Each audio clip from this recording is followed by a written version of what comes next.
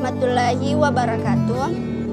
Perkenalkan, nama saya Saskia Sarah dengan NIM G0212011089 dari kelas Pengantar Ilmu Pertanian E. Di sini saya akan mempresentasikan materi mengenai tata niaga pertanian. Tata niaga adalah semua kegiatan yang bertujuan untuk memperlancar arus barang dan jasa dari produsen ke konsumen secara efisien dengan maksud untuk mencapai permintaan-permintaan yang efektif. Lembaga tata niaga dianggap efisien apabila memenuhi dua syarat. Yang pertama, mampu menyampaikan hasil-hasil dari petani produsen kepada konsumen dengan biaya semurah-murahnya. Yang kedua, mampu mengadakan pembagian yang adil dari keseluruhan harga yang dibayar konsumen. Terakhir, kepada semua pihak yang ikut serta di dalam kegiatan produksi dan tata niaga barang tersebut. Fungsi dan peran tata niaga. Yang pertama, fungsi pertukaran. Semua tindakan untuk memperlancar pemindahan hak milik atas barang dan jasa disebut fungsi pertukaran.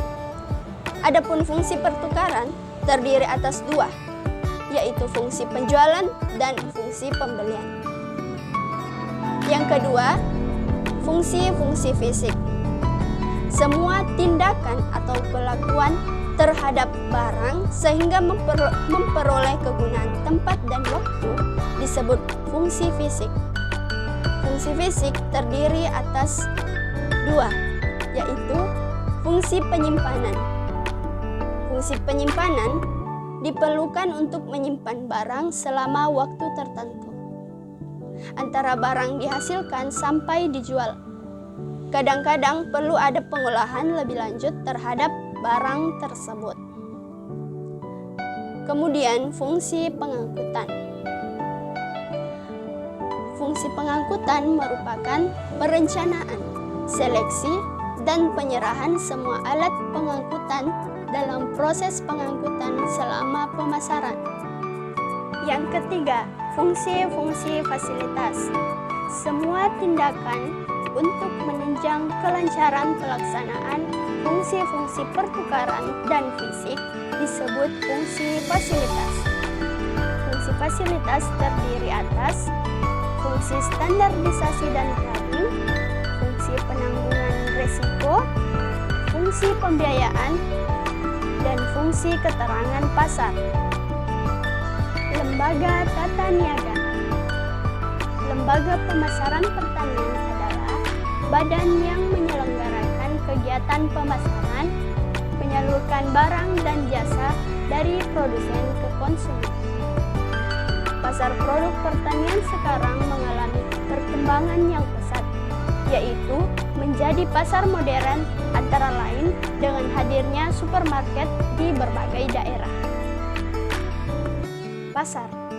Pengertian pasar secara sempit sebagai lokasi geografis di mana penjual dan pembeli bertemu untuk mengadakan transaksi faktor produksi, barang, dan jasa. Menurut Marshall, sebagai tempat bertemunya penawaran dan permintaan untuk membentuk harga. Jenis pasar. Jenis pasar menurut bentuk kegiatannya dibagi menjadi dua, yaitu nyata dan abstrak. Jenis pasar menurut cara transaksinya yaitu tradisional dan modern. Jenis-jenis pasar menurut jenis barangnya. Kemudian jenis-jenis pasar menurut keleluasan distribusi yaitu lokal, nasional, daerah, dan internasional. Kemudian jenis-jenis pasar menurut struktur yaitu pasar persaingan sempurna dan pasar persaingan tidak sempurna. Selanjutnya, saya akan menjelaskan mengenai contoh tata niaga atau pemasaran pada komoditi kakao. Saluran pemasaran kakao melibatkan beberapa lembaga pemasaran, sehingga rantai pemasaran kakao cukup panjang, mulai dari hulu hingga hilir. Secara umum, rantai pemasaran kakao dapat digambarkan seperti gambar berikut ini, yang dimulai dari petani, kemudian disalurkan ke pengepul, kemudian pengepul menyalurkan ke pedagang besar, kemudian menyalurkan ke pabrik coklat. Petani sebagai salah satu lembaga pemasaran kakao memiliki peran sangat besar untuk memenuhi kebutuhan kakao di dalam negeri. Petani yang memiliki lahan luas dapat melakukan pencitraan secara langsung dengan pabrik, sehingga kebutuhan biji kakao akan lebih mudah dipenuhi. Namun, realita menunjukkan rata-rata kepemilikan lahan kakao petani sangat sempit. Hal itu yang menyebabkan produksi rendah. Produksi yang sedemikian rendah menyebabkan petani dengan lahan sempit tidak mungkin menjual biji kakao ke pabrik secara langsung, sehingga petani harus menjual biji kakao tersebut kepada pengepul. Membahas tentang posisi pengepul dalam rantai pemasaran kakao, perdagangan komoditas kakao di tingkat petani hingga pengepul merupakan model perdagangan hand cash money atau cash hand carry.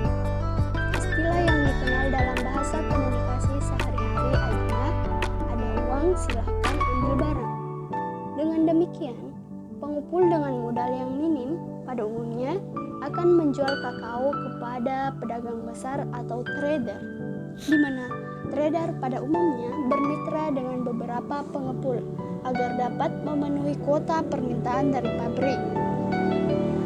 Trader akan mengumpulkan hasil pembeliannya dari para pengepul mitra hingga waktu tertentu. Sehingga setelah kuota terpenuhi, maka trader akan menjual kepada pabrik secara langsung. Seiring dengan perkembangan waktu, terkadang dijumpai pengepul yang melakukan monopoli di suatu daerah tertentu, sehingga petani merasa dirugikan dengan adanya praktik tersebut. Ketidakpuasan ini mendorong timbulnya inisiatif petani untuk membuat kelompok tani, di mana kelompok tani berperan sebagai pengepul yang terikat oleh aturan-aturan yang dibuat berdasarkan kesepakatan pada sebuah rapat. Biji kakao petani akan dikumpulkan di kelompok tani dan dijual langsung ke pabrik. Kelompok tani di samping berperan dalam menjembatani penjual produk, juga berperan sebagai penghubung antara kepentingan petani dengan pemerintah terkait dengan penyebaran teknologi terbaru dari pemerintah. Rantai pemasaran biji kakao melalui kelompok tani bisa kita lihat pada gambar, yaitu mulai dari petani, kemudian menyalurkan ke kelompok petani, kemudian kelompok tani menyalurkan ke pabrik coklat. Skema pada gambar cenderung lebih disukai oleh pabrik pengolahan coklat karena biji kakao yang berasal dari kelompok tani dapat dijamin kemurnian dan kualitasnya. Pada umumnya, pabrik coklat menjalin kemitraan dengan petani dan melakukan pendampingan agar petani dapat menghasilkan biji kakao yang berkualitas tinggi berdasarkan standar nasional Indonesia kakao. Kakao yang dihasilkan oleh petani pada umumnya telah difermentasi dan kualitasnya lebih terjaga. Berbeda dengan biji kakao yang berasal dari trader, biasanya berupa kakao asalan yang berfungsi untuk menambah volume. Adanya dua jenis rantai pemasaran biji kakao akan memberikan pilihan kepada pabrik coklat. Jika pabrik membeli biji kakao pada kelompok tani, akan diperoleh kakao yang lebih berkualitas. Sedangkan jika bermitra dengan trader akan mendapatkan kakao dengan volume yang besar dalam waktu singkat. Sekian presentasi materi mengenai tata niaga pertanian. Wassalamualaikum warahmatullahi wabarakatuh.